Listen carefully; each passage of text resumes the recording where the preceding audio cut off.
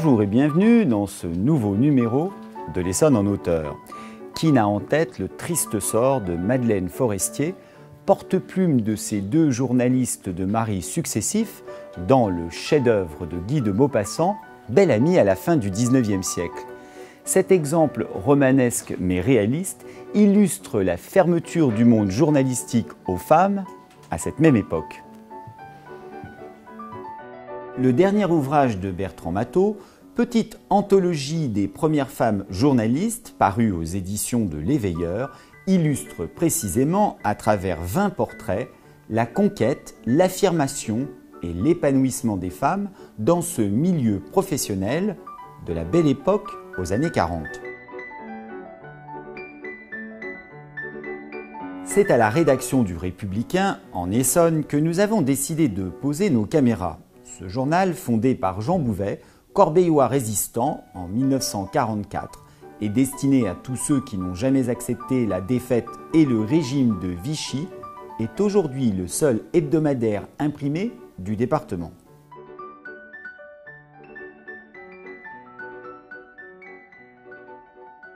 Il est maintenant temps pour nous d'aller rejoindre notre invité Bertrand Mathot dans la salle de rédaction du Républicain.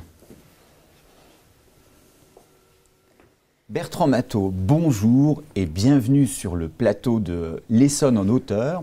Je devrais dire que vous êtes un récidiviste, à la fois littéraire et pour nous-mêmes, puisque nous avions eu la chance de vous recevoir l'année dernière. C'est très rare de faire un second numéro de l'Essonne en auteur. Merci. Et en fait, vous sortez un nouveau livre, tout aussi passionnant que le premier et qui justifie votre présence ici. Petite anthologie des premières femmes journalistes. Et c'est pourquoi nous avons le plaisir de vous recevoir à la rédaction du journal Le Républicain en Essonne, qui est, je crois, le seul hebdomadaire imprimé du département. Donc ça n'est pas rien et qui célèbre en plus, il y a un anniversaire, c'est 75 ans. Comme vous connaissez par cœur maintenant le rituel de l'émission, je n'ai presque pas besoin de vous poser la première question, mais je vais quand même vous la poser pour nos spectateurs. Je vais vous faire réagir au lieu. Quelle émotion, quel sentiment, quelle impression vous fait d'aborder ce livre sur les femmes journalistes dans une rédaction de journal qui a à peu près une parité de journalistes féminines et de journalistes masculins? Oui, bah écoutez, c'est formidable, je suis très heureux d'être là. Et puis j'adore les atmosphères de rédaction. Ce qui m'a tout de suite frappé en entrant ici, c'est de voir qu'il y avait des anciennes presses. Oui, on peut remarquer des anciennes presses à l'entrée du Républicain. Et je me suis précipité aussi aux archives, parce que je suis plus un archiviste, un documentaliste.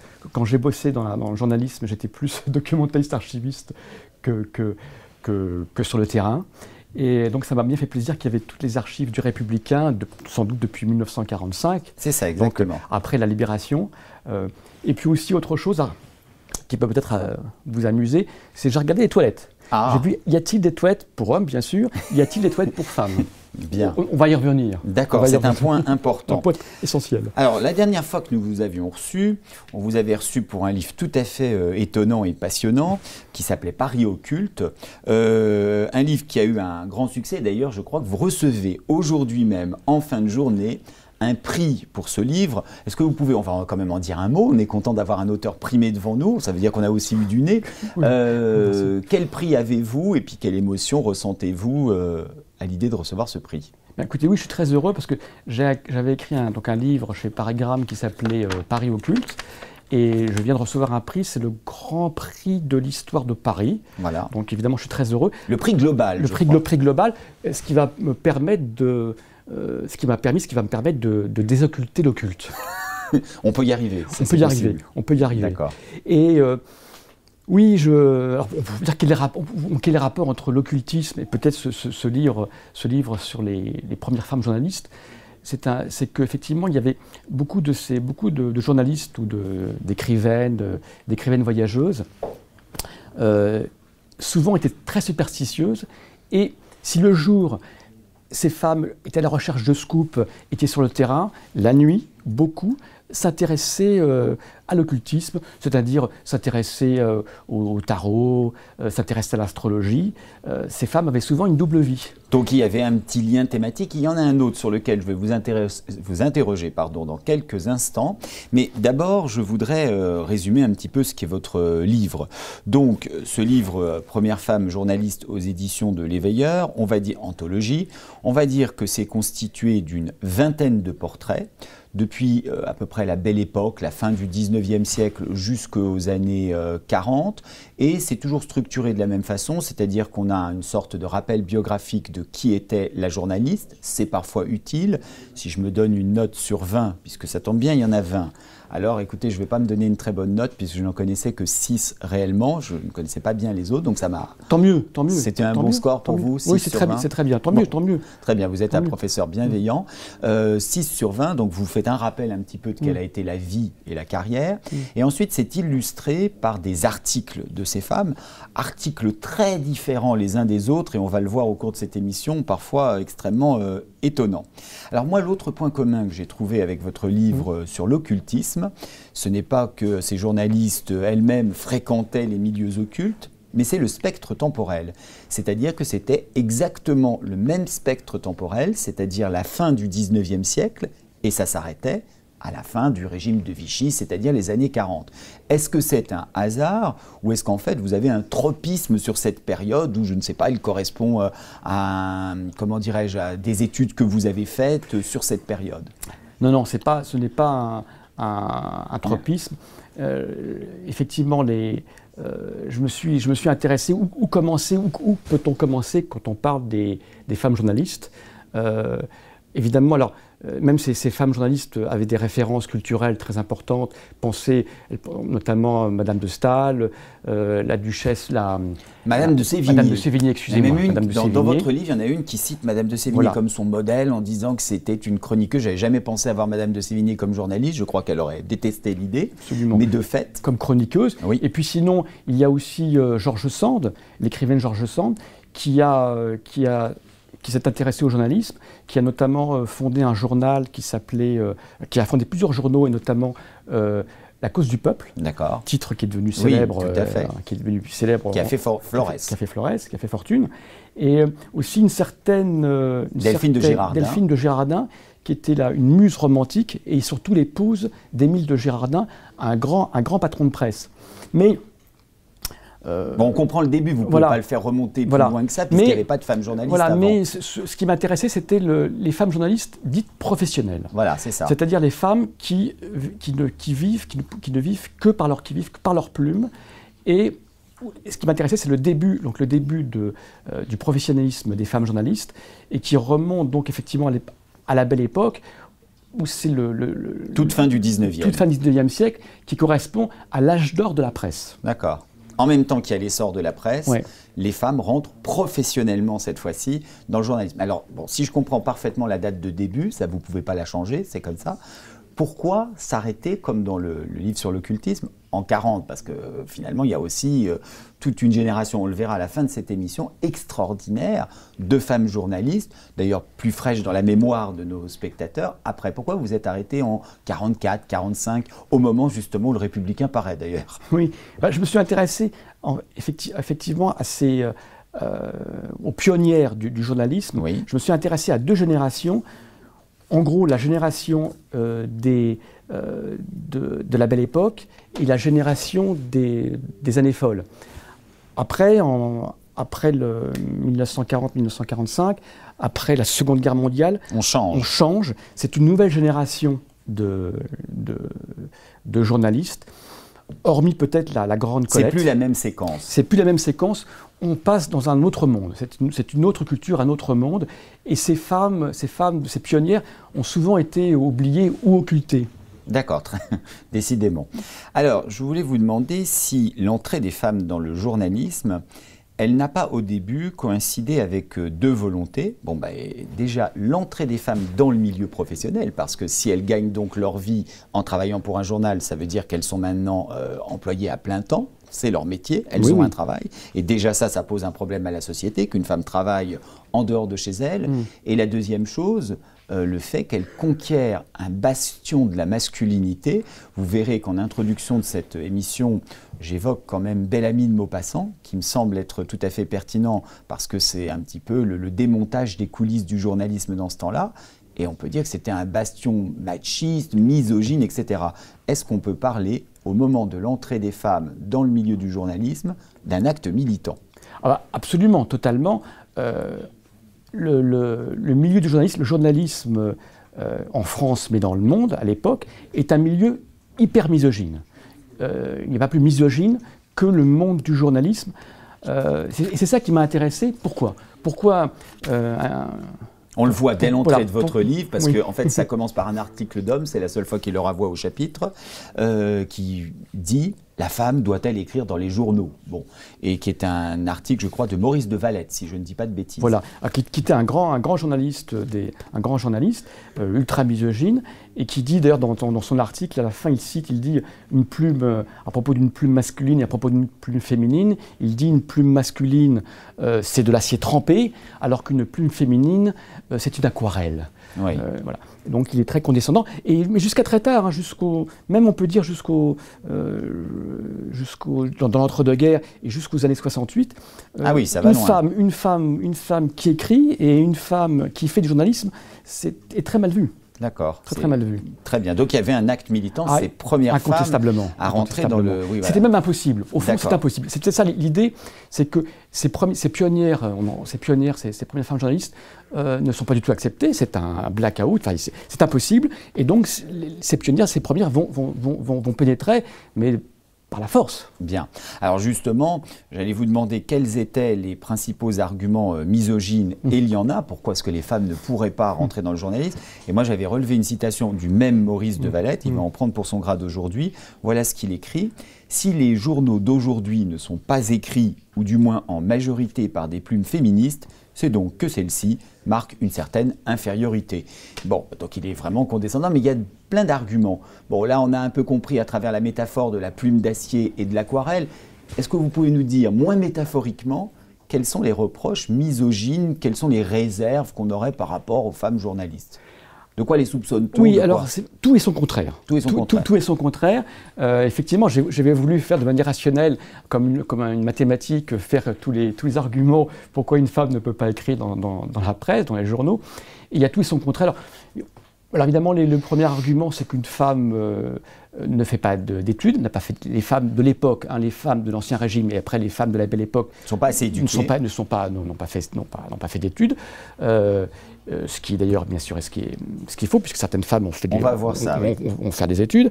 Alors évidemment, parce que pour être doctoresse, pour être avocate, on peut avoir un diplôme, tandis que là, il n'y a pas à l'époque encore. La naissance du journalisme, il n'y a pas vraiment de diplôme, il n'y a pas vraiment d'école de journalisme.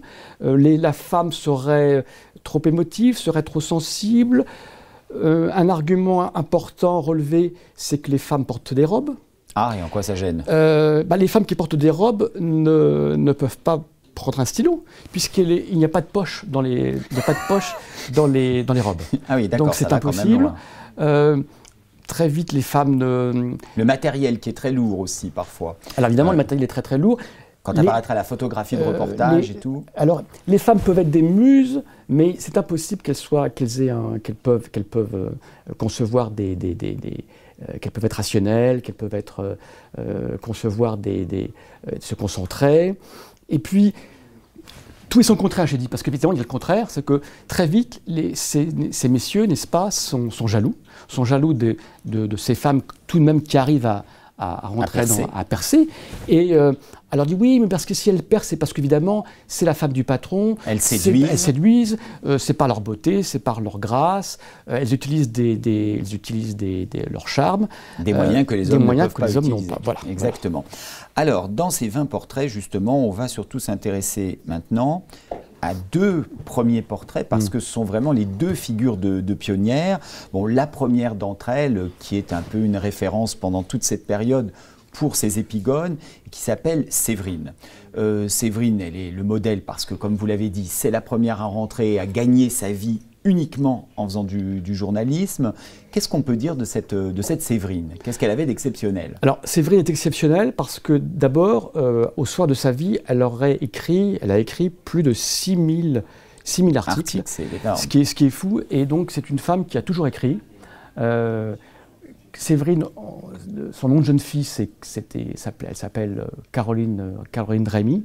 Elle est née en 1855, c'est pour donner une idée. Et elle est issue d'une toute petite bourgeoisie parisienne. Son père, la Marie de Force, où elle a un premier début de vie, où elle est battue par le mari. Une vie terrible, elle est battue par son mari. Son mari, le jour de ses noces, la viole. C'est terrifiant. Donc évidemment, elle divorce tout de suite. Et elle va rencontrer surtout le communard Jules Vallès, qui va l'initier au journalisme. Elle se retrouve à Bruxelles avec son nouvel époux pour accoucher. Là, elle tombe sur Jules Vallès, le communard ça change sa vie. Ça change sa vie. Ils reviennent ensemble à Paris. Et Jules Vallès relance son journal Le Cri du Peuple. Et elle devient d'abord sa secrétaire, puis elle écrit un titre entier. Mais elle signe au début un nom masculin. Voilà. Elle signe Séverin. Ça dit quand même quelque chose. Voilà. Alors à l'époque, toutes ces premières femmes journalistes, évidemment, écrivent en cachette. Donc, ou utilisent des prénoms masculins, ou utilisent effectivement des noms masculins. Alors, on ne sait pas très bien pourquoi, mais elle a choisi donc au départ Séverin. Elle a eu plusieurs pseudonymes, et puis finalement elle s'est décidée pour Séverin, et puis très vite, au bout de quelques articles, elle a décidé de rajouter un E pour Séverine. Bon, ça c'est pour l'entrée de plein pied. Bon, elle deviendra une référence un petit peu comme vraiment la première, disons, et je crois même qu'on donne son nom à un prix de journalisme. Oui. Je ne sais pas si ça existe toujours. Ça existe toujours. Ah d'accord. Oui, ça existe toujours. Donc on décerne toujours, et c'est exclusivement, j'imagine, décerné à une femme encore aujourd'hui. Je ne sais pas, je pense, j'imagine. Au début, en tous les cas, c'était décerné à des femmes, et c'est ce qu'on appelle le prix Séverine. Voilà. Bon. Et celle qui lui succède, disons, n'est pas moins haute en couleur, puisqu'il s'agit de Marguerite Durand, et je dois dire que son portrait m'a presque plus marqué que Séverine, parce que, donc, elle crée un journal qui s'appelle La Fronde. Et il y a deux choses à dire, moi, qui m'ont marqué par rapport à ce journal. Bon, le titre, bien sûr, mais c'est que, encore aujourd'hui, vous dites dans votre livre, c'est unique au monde et unique dans le temps. Elle fonde un journal avec une rédaction 100%. Il n'y a jamais eu d'homme à aucun poste dans ce journal. Est-ce que c'est exact? Oui, alors La Fronde, effectivement, c'est un exemple unique au monde. C'est un journal qui a été créé en 1897 par Marguerite Durand. Et la publicité de ce journal est de dire que La Fronde est dirigé, administré, distribué, c'est important, tous les postes, quoi. Que par des femmes. Voilà.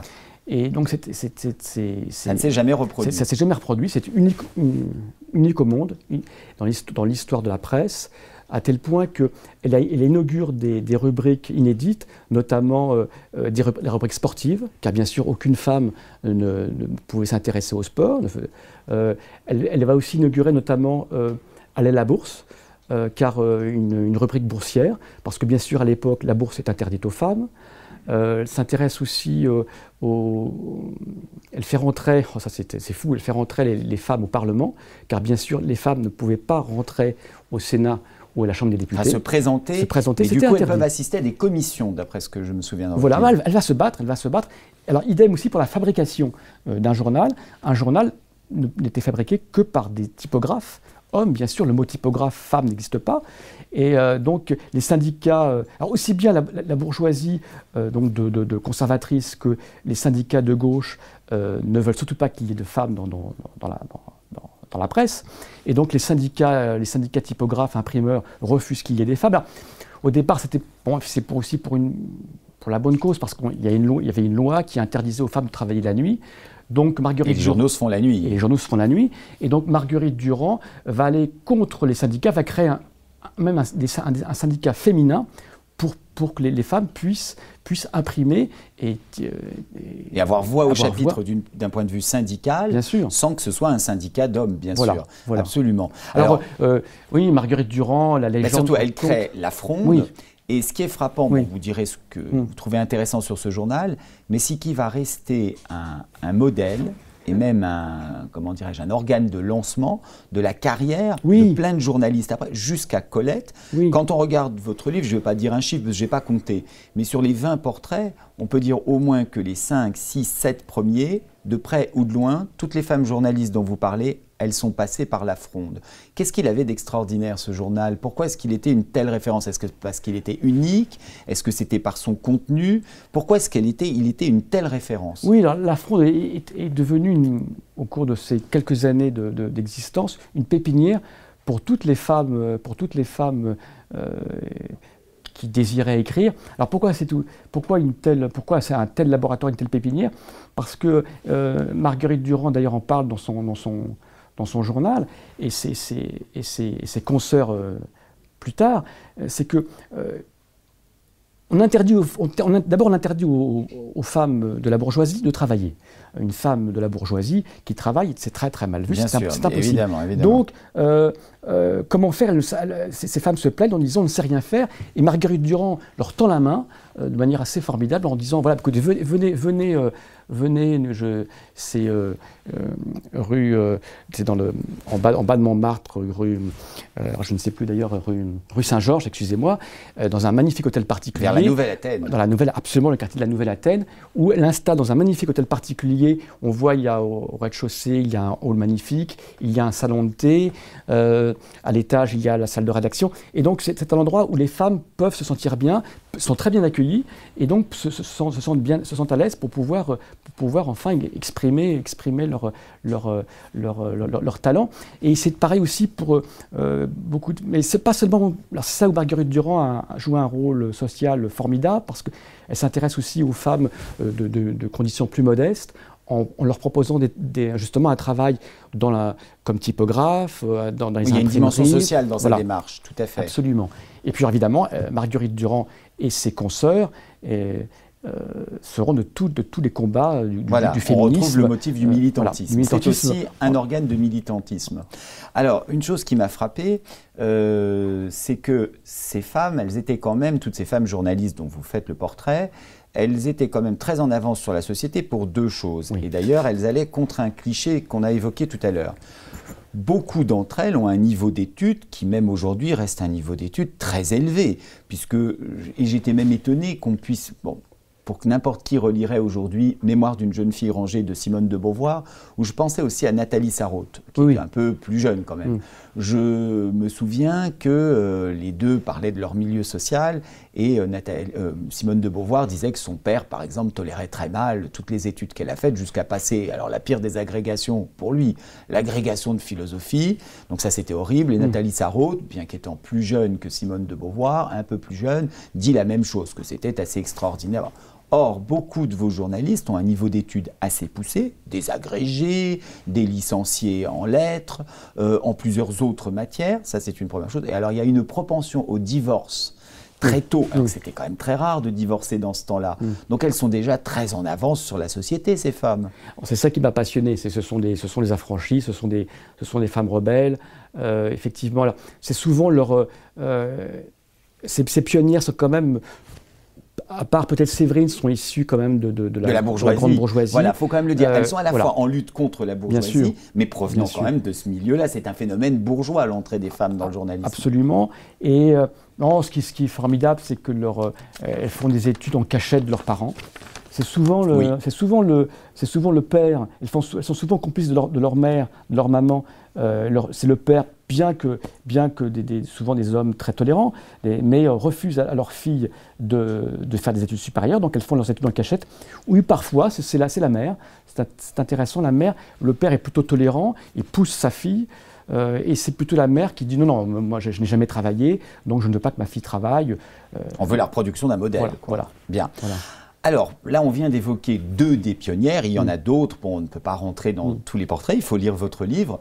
Une petite chose comme ça, je le dis vraiment en passant. Une autre chose qui m'avait touché parmi les premières, une femme qui s'appelait, je crois, Jane Misme, ou Mime, je ne sais pas comment vous dites, Misme, qui, elle, a inventé la conférence de rédaction publique pour que les gens puissent voir comment travaillaient les femmes et qu'on voit que c'était sérieux. Donc, je crois qu'elle permettait à toute personne souhaitant venir assister à la conférence de rédac. Ça ne s'appelle pas comme ça, mais c'est quand même bien ça qui se passe. Et ça fait une espèce de spectacle auquel se rendent les... Enfin, il y a vraiment des phénomènes étonnants. Il y a des Parisiens, il y a des gens qui viennent voir ça. C'est passionnant, vous avez bien relevé la chose. Non, Jane Misme est un personnage intéressant qui m'a beaucoup touché parce qu'elle elle reprend le flambeau de La Fronde. La Fronde, hélas, le journal de La Fronde va périr. Les titres ne sont pas éternels. Et donc Jane Misme va reprendre le flambeau avec un journal qui s'appelle La Française. Voilà. Et Jane Misme m'a particulièrement intéressé parce qu'elle a fait en 1928, il y a eu une exposition importante en Allemagne, à Cologne, sur notamment intitulée la presse et les femmes. Et Jane Smith a constitué un album de photographies des femmes journalistes de son temps, et avec un portrait et une note manuscrite. C'est un très bel album qu'on peut trouver notamment justement à la bibliothèque Marguerite Durand. C'est très, très touchant. Et dans cet album de photos, on peut voir il y a 26 portraits de femmes journalistes, dont justement Marguerite Durand, dont Séverine. Elle a un peu anticipé sur votre travail. Et puis Colette. D'accord. Il y a une photo de Colette. On allait parler de Colette parce que donc là on a parlé de pionnières dont les noms, soyons honnêtes, et votre ouvrage servira à ça, ne disent pas forcément quelque chose au public d'aujourd'hui, mais il y a aussi son lot de célébrités. Et là vraiment j'ai voulu évoquer une figure sûrement la plus célèbre de toutes, bien sûr, qui est Colette. On pourrait résumer ça en se posant la question, qu'est-ce que Colette n'a pas fait dans le journalisme? Voilà. Alors vraiment, il y a 2 choses que vous racontez qui sont tout à fait amusantes. D'abord, elle a couvert le procès Landru, donc voilà. Oui. Et il y a, ça j'invite vraiment à lire ce passage parce qu'il est assez détaillé et assez long. Colette rencontre un soir de 1918 dans une rue à Paris, enfin on imagine la scène, Marcel Proust, en pleine crise d'asthme. Et il y a, vous restituez ce que Colette dit de cette rencontre, c'est extraordinaire. Colette et le journalisme. Oui, alors Colette, effectivement, c'est un personnage monstre, un peu comme Picasso, je dirais, dans l'art, dans la peinture. Colette a touché à tout. Elle a fait du reportage, des chroniques. Elle a travaillé pour des petits journaux pour La Fronde, mais elle a aussi travaillé pour des journaux très prestigieux. Je crois qu'elle a travaillé pour Vogue, enfin pas mal de choses. Ce qui est amusant, effectivement, ce que j'ai défini chez Colette, c'est qu'elle prend des pseudonymes. C'est l'idée des pseudonymes, c'est qu'au départ, effectivement, c'est l'épouse, n'est-ce pas, du célèbre Willy. Dont elle écrit souvent les articles. Voilà, donc elle écrit les articles. Alors, au départ, elle s'appelle Madame Willy, donc c'est Colette Willy. Elle écrit pour La Fronde, elle prend comme pseudonyme Eddy. Ensuite, plus elle s'affranchit de son mari, et plus elle prend son nom Colette qui devient une véritable marque, une publicité, c'est une marque. Colette, évidemment, épouse Henri de Jouvenel, qui était un grand patron de presse, donc elle commence à travailler au matin, mais après quand elle divorce de son pour partir avec le beau-fils, pour partir avec son beau-fils, Bertrand de Jouvenel. Tout à fait. Et bien effectivement, elle retrouve tout de suite du travail dans d'autres journaux comme dans tous les journaux, comme le Figaro, enfin tous les grands journaux de l'époque, où elle demande effectivement des sommes astronomiques. C'est une star. C'est une star. Voilà. Je crois elle a couvert la traversée du Normandie, il me semble, en tous les cas d'un transatlantique. Je sais qu'elle a fait des choses comme ça. Alors justement, l'évocation de Colette me permet d'aborder un autre point plus général avec vous. Est-ce que selon vous, il existe un journalisme féminin, déjà, est-ce qu'on peut parler de ça? Et est-ce qu'il existe même une écriture féminine? Souvent, même dans des anthologies de littérature, vous savez, vous allez trouver un chapitre, l'écriture au féminin. Bon, je ne sais pas si on oserait faire ça quand même aujourd'hui. Alors, on va vous coller Colette parce que c'est le modèle. Vous croyez à ça? Non, je ne crois pas. Je ne crois pas à la singularité, à une écriture féminine. C'est un fantasme, et c'est ça qui m'a passionné, c'est parce que je me suis intéressé justement aux journalistes misogynes, à la misogynie, et pour longtemps, très longtemps, les écrivains ou les journalistes ont fantasmé sur l'écriture féminine comme sur l'œil féminin. C'est-à-dire, parce qu'après, évidemment, là, on parle de la presse écrite, mais après, il faut s'intéresser, bien sûr, à la presse parlée. À la radio. Et Colette a fait de la radio. À la naissance de la radio et la radio qui se développe. Et aussi, au début de la... de la télévision. De la télévision. Voilà, donc, oui, excusez-moi, excusez-moi, c'est de la photographie, c'est essentiel, peut-être de la photographie, parce qu'il y a aussi des femmes photographes. Il y a là, des femmes vous avez qui fait, effectivement, c'est même pas un portrait, mais vous avez fait en fait une espèce de chapitre où vous parlez de la femme reporter photo, etc. Et donc, il y a aussi des repères photos, et donc très vite, les hommes se demandent, est-ce qu'il y a, donc encore une fois, une écriture féminine, et est-ce qu'il y a un œil féminin voilà. Alors j'ai envie de vous poser une autre question. Donc il n'existe pas selon vous ni de vraiment regard féminin, ni réellement d'écriture féminine, donc pas de journalisme féminin spécifiquement. Mais ce qui est intéressant, c'est que ces pionnières du journalisme, effectivement, pour réussir dans ce métier, ont eu des stratégies, ont essayé, ont tout fait pour comment faire dans un milieu aussi misogyne. Pour dire qu'elles apportaient une originalité. Voilà. Alors les femmes, ces femmes formidables, ont tout essayé. Là. Certaines ont dit oui, chers messieurs, oui, j'ai une écriture spécifique, oui, je suis plus sensible. D'autres, la plupart ont dit nous sommes comme des hommes. Une journaliste très célèbre, la grand reporter André Violis, qui est présente, dit je suis ni un homme ni une garçonne, je suis simplement un bon garçon. Voilà, donc effectivement c'est très compliqué pour une femme d'écrire. Mais je le crois encore aujourd'hui, parce que voilà, on leur approche tout et son contraire. D'être un homme, d'être une femme, faut-il jouer sur l'éternel féminin, ou faut-il travailler comme un homme? Objectivement et sans essayer d'avoir un style qui serait féminin et qui serait quelque chose d'un peu forcé, quoi. Oui, donc il y a le fantasme, enfin il y a l'idée donc de l'éternel féminin. Ces premières femmes. Bon, après la guerre de 14, vous connaissez, n'est-ce pas, le modèle de la garçonne. Bien sûr. Qui a donné lieu, enfin qui vient d'un roman, bien sûr. Absolument. Un roman de Victor Marguerite, qui est un grand best-seller. Donc là, juste après la guerre de 14, les femmes se coupent les cheveux, les femmes commencent portent toujours des robes, enfin disons mettre des robes un peu plus on est dans les années folles, voilà, les années folles. La mode a changé. Donc on se coupe les cheveux, certaines même n'hésitent pas d'ailleurs à se couper les seins pour soi-disant pour travailler, comme Marie Choisy. Voilà, donc donc faut-il être une femme, faut-il être comme un homme, c'est tout le...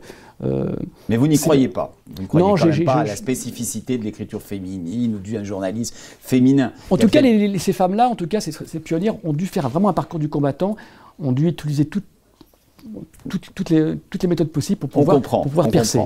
C'est une question finalement un peu générale.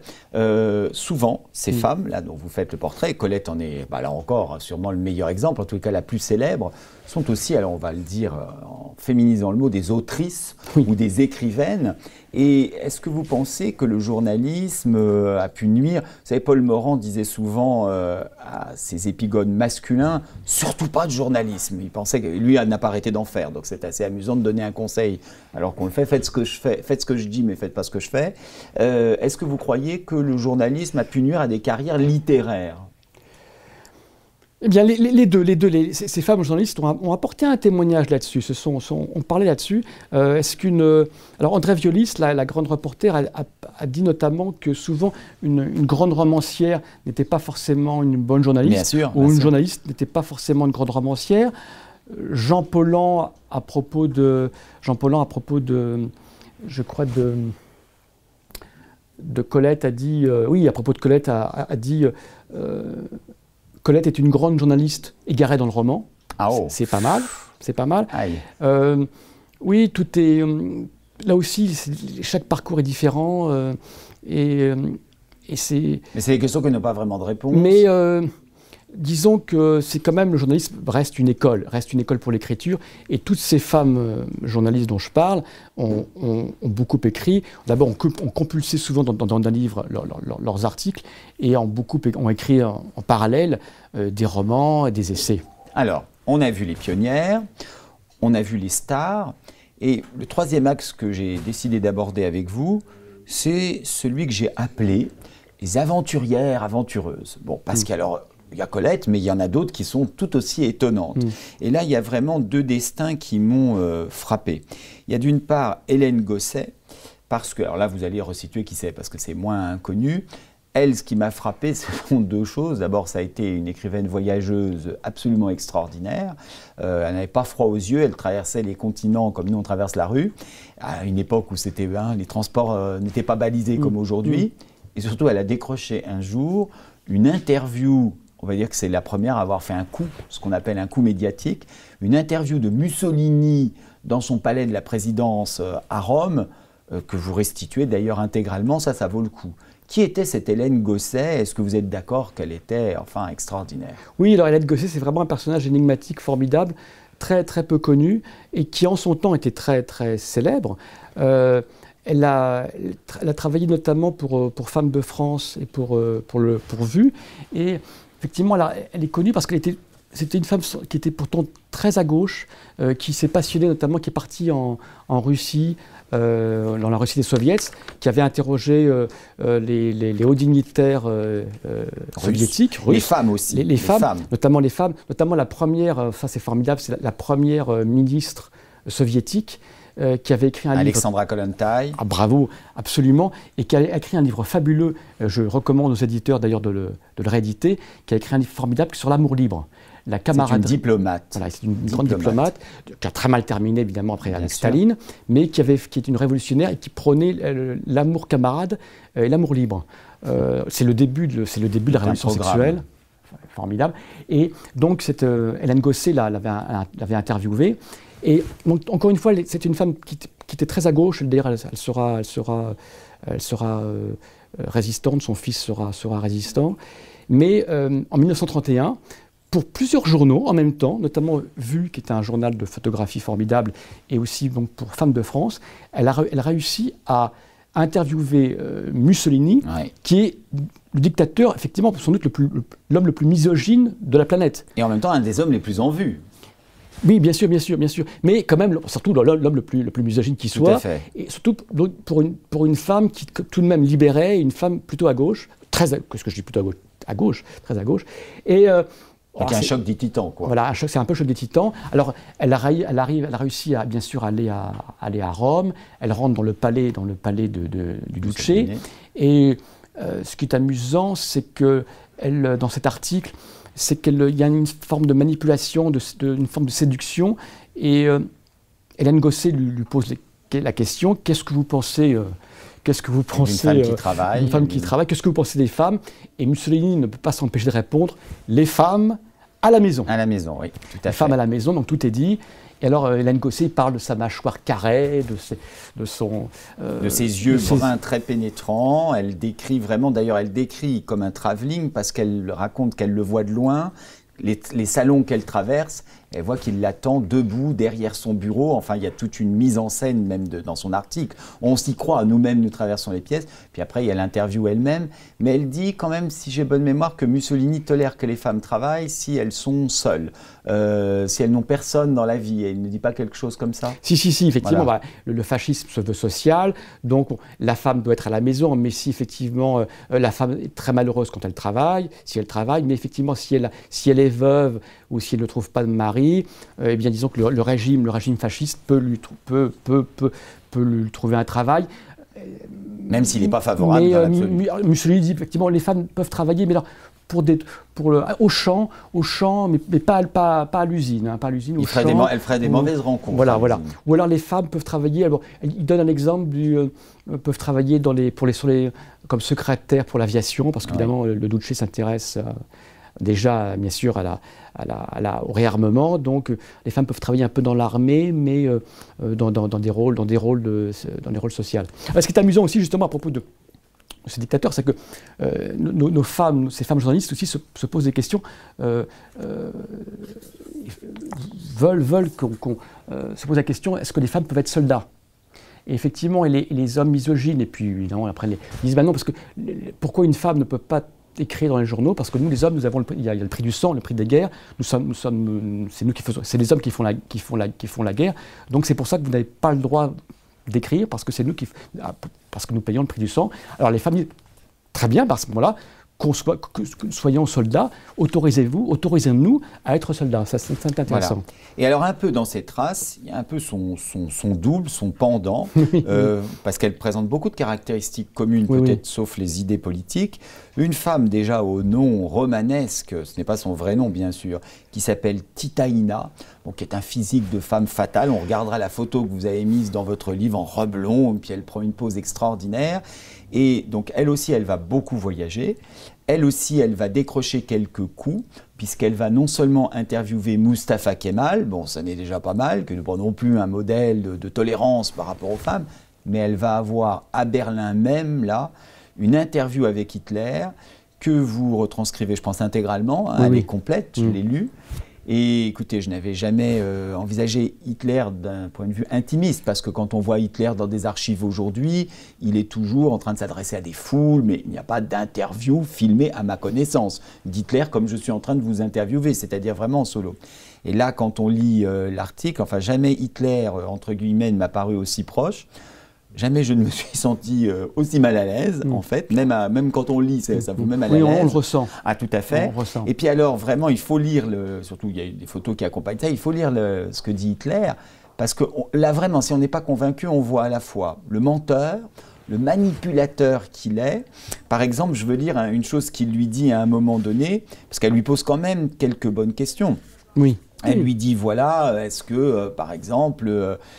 comme il veut que son peuple ait tout l'espace pour bien vivre, pour s'épanouir, est-ce que Hitler envisagerait de conquérir quelques pays voisins, quelques territoires? Et voilà la réponse d'Hitler, donc chacun se fera une idée du personnage.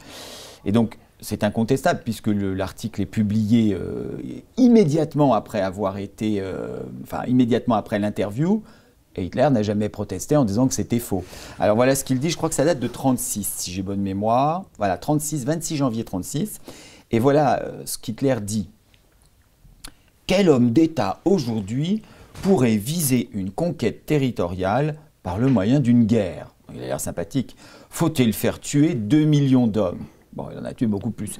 Donc en fait, on voit que c'est un menteur, alors qu'il est en plus en train de largement de préparer le réarmement. Hein. Ça a déjà commencé.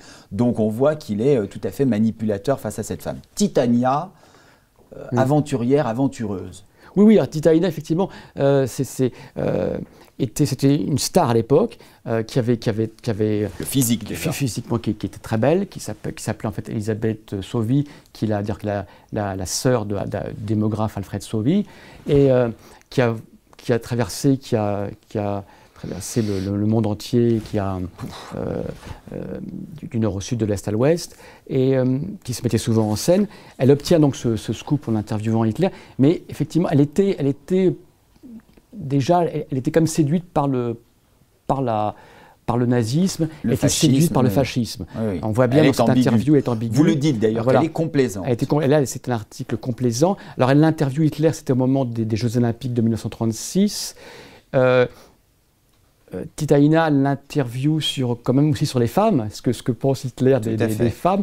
Et bien sûr, Hitler se défend en disant mais non, mais les femmes ont le droit d'exister. Là aussi, les femmes ont bien sûr le droit de travailler. Et comme exemple, il dit n'est-ce pas, je ne suis pas misogyne puisque j'ai fait travailler une réalisatrice Leni Riefenstahl. Leni Riefenstahl pour mon documentaire sur les Jeux Olympiques. Entre autres. Et alors, elle permet d'introduire autre chose que vous ne cessez de dire, cette Titaïna. C'est qu'en fait, beaucoup des femmes que vous présentez vont mal finir. C'est-à-dire qu'il y en a quelques-unes qui vont être résistantes, puisque votre livre s'arrête en 1944, donc il y a une raison à ça. Je veux dire, c'est une date symbolique. Que deviennent ces femmes au moment de la Seconde Guerre mondiale? Il y en a quelques-unes qui cessent d'écrire, donc ont un acte volontariste, qui disent voilà, jamais on ne voudra travailler dans les journaux pendant cette période. Elles ne sont pas les plus nombreuses. À l'inverse, on voit que beaucoup d'entre elles, même certaines avec des idées d'extrême gauche, absolument, ça c'est quand même étonnant, oui. finissent finalement dans les journaux collaborationnistes. Et Tita Ina, c'est un des exemples, mais parmi d'autres, de personnes qui vont mal tourner. Oui, alors c'est ça qui effectivement, c'est pour ça que cette génération-là va disparaître, va être oubliée, balayée, hormis la grande Colette. Oui, évidemment, notre Colette nationale, elle restera, bien sûr, va dépasser ça. Simplement parce que là aussi c'est compliqué, mais Colette, c'est simplement Colette avait besoin d'écrire. Le dernier mari de Colette était juif, mais Maurice Goudquet. Voilà, mais Colette a eu la bêtise d'écrire dans un journal de la collaboration, la Gerbe, où elle parle simplement de sa Bourgogne natale, mais bon, c'était juste à côté d'articles collaborationnistes. Épouvantable. Et donc, à tel point d'ailleurs que les lettres françaises clandestines du Parti communiste veulent mettre sur une liste. Voilà, la mettre sur une liste noire. Et effectivement, alors beaucoup de ces femmes vont disparaître, vont disparaître des écrans radars parce qu'elles veulent toujours continuer à écrire. Et donc, la plupart du temps, elles sont souvent pacifistes. Les femmes de gauche sont avant tout pacifistes. Donc, en fait, elles sont prêtes à accepter tous les compromis possibles au nom du pacifisme.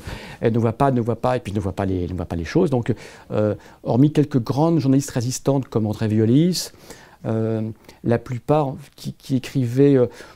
Certaines s'inventent même, on ne dira pas qui, les gens le découvriront dans votre livre, certaines très célèbres qui s'inventent un passé de résistante qu'elles n'ont pas, tout simplement, on est d'accord. Bien sûr. Bien. Et puis il y a aussi l'importance de la presse féminine, on peut en parler, c'est que le grand réservoir de ces femmes journalistes, c'est surtout la presse féminine, qui marche très bien pendant la Seconde Guerre mondiale. Il ne faut pas oublier que la presse d'opinion, mais aussi la presse féminine, tire à des millions d'exemplaires. Il ne faut pas l'oublier par rapport à aujourd'hui. Donc, ce sont, même s'il y a le cinéma et la radio, les gens lisent beaucoup. Et donc, ce sont toutes ces femmes qui écrivent ou qui ont des pseudonymes, sont très très lues et sont des véritables vedettes, ont une influence énorme sur l'opinion. Bien. Alors, est-ce qu'on peut dire... Il y a un peu un personnage comme ça qui est l'avant-dernière de votre livre, l'avant-dernière journaliste. Ça se termine par Violette Leduc, qui est aussi assez célèbre. Bon, les gens liront le portrait que vous faites de Violette Leduc, mais j'ai envie de m'arrêter quelques instants sur une journaliste que les gens de notre génération, en tous les cas, dont les gens de notre génération peuvent se souvenir, qui est France Roche, parce qu'elle fait une sorte de liaison. C'est-à-dire qu'elle rentre d'abord très tôt dans la presse, je pense que la presse collaborationniste, il faut quand même le dire, vers 20 ans, donc elle est très jeune. France Roche, elle a fait une carrière quasiment jusqu'à la fin de sa vie. Oui. Elle était la Madame Cinéma, la Madame Culture de notre génération, années 60, 70, François Chalet, enfin il y a un tas d'images qui défilent, quand son ton aussi, le ton. Bien sûr. Et finalement, elle incarne quand même aussi la nouvelle génération des femmes journalistes qui vont venir tout de suite après la césure que représente la Seconde Guerre mondiale. Un mot sur ces nouvelles femmes qui arrivent. Qu'est-ce qu'elles représentent de différent? Vous voyez toute la génération des Hélène Gordon-Lazareff, de Françoise Giroud. Vous citez, alors là, il faudra rechercher, moi je vois très bien avec sa voix si particulière, que c'est des analyses politiques assez pointues, Danielle Brême, une voix comme ça, je crois qu'elle travaillait sur Antenne 2, comme on disait. Qu'est-ce que ça marque comme césure la guerre, et finalement, vers quelle nouvelle génération de femmes journalistes on arrive après la Seconde Guerre mondiale? Bien, d'abord, parce que la presse qui s'est compromis dans la collaboration, évidemment toute la grande presse, elle meurt d'oubli, ça s'aborde. Donc toutes ces femmes qui travaillaient dans les journaux de l'avant-guerre, en fait, sont oubliées. Et puis donc, ce sont des femmes souvent issues de la résistance ou de très jeunes femmes qui vont prendre le relais de la presse. Puis les idées américaines, souvent elles sont gagnées par les idées américaines. Absolument. Elles introduisent des méthodes, des idées américaines dans la presse. Je pense à Hélène Gordon-Lazareff, alors que celles auxquelles on va un peu tourner le dos, elles sont un petit peu, entre guillemets, ancien régime, et elles n'ont pas nécessairement pris acte de ces transformations. On change de civilisation. On rentre vraiment dans le logiciel, comme on dirait. Dans l'époque contemporaine, dans l'époque contemporaine. D'accord, oui. Très bien. Alors, parmi toutes ces femmes, je vais vous poser une question plus personnelle, puisque c'est vous qui avez fait ce livre. Parmi toutes ces femmes, laquelle ou lesquelles ont réellement vos suffrages? Quels sont vraiment les noms qui vous touchent le plus? Oh, écoutez, je suis tombé amoureux de toutes ces drôles de dames, avec leurs qualités, leurs faiblesses. Je vais vous confier un secret. Je me suis passionné au départ pour une grande reporter qui s'appelle Gabrielle Bertrand, parce que j'avais découvert, c'est une exploratrice, une écrivaine voyageuse, un peu mystérieuse. Et j'ai rencontré sa fille il y a quelques années. J'étais adolescent, j'avais lu ses livres, je vous montrerai, elle avait un look, elle s'habillait un peu maintenant à la Indiana Jones, avec une saharienne, un pantalon de cheval, des bottes, avec un fouet. Et adolescent, je voyais ces photos d'elle comme ça, j'étais fasciné par son visage, par son look. Avant Indiana Jones, c'était même avant Indiana Jones. Et donc ça m'avait frappé. J'ai voulu en savoir plus, personnage bizarre. Et puis je suis tombé sur sa fille qui m'a raconté sa vie. Et c'est très symbolique de ces femmes-là, qui ont été très célèbres en leur temps, admirées, qui ont voyagé dans le monde entier, et qui sont... elle est morte à 53 ans, très jeune, inconnue, dans la misère. Eh bien, votre ouvrage contribue à la réhabiliter. Oui. Le combat des femmes pour pouvoir accéder au monde journalistique n'est pas terminé, si l'on en croit votre conclusion. Vous citez un chiffre édifiant, puisque vous dites que finalement, elles arrivent à peine à représenter 46% du monde professionnel journalistique, donc les hommes sont toujours dominants. Qu'est-ce qui fait qu'on n'a pas encore la parité, voire plus de femmes que d'hommes? Est-ce qu'il y a une explication à ça? Est-ce que ça reste quand même un bastion machiste, misogyne? Alors aujourd'hui, je pense que c'est beaucoup plus subtil. Ça reste un mystère, mais je crois que la guerre des sexes n'est pas prête de s'arrêter. Bien au contraire. Pour longtemps. Pour longtemps. Très bien. Écoutez, Bertrand Matteau, merci beaucoup de votre venue sur le plateau de l'Essonne en Auteur, installé dans la salle de rédaction du Républicain qui, rappelons-le, fête ses 75 ans. Je vous souhaite pour cet après-midi une bonne remise de prix pour un ouvrage mérité. On invite d'ailleurs nos spectateurs à se reporter à cette émission qu'on avait déjà eu plaisir à tourner avec vous. Et c'est ainsi que nous prenons congé de nos spectateurs en leur donnant rendez-vous au mois prochain pour un nouveau numéro de l'Essonne en Auteur.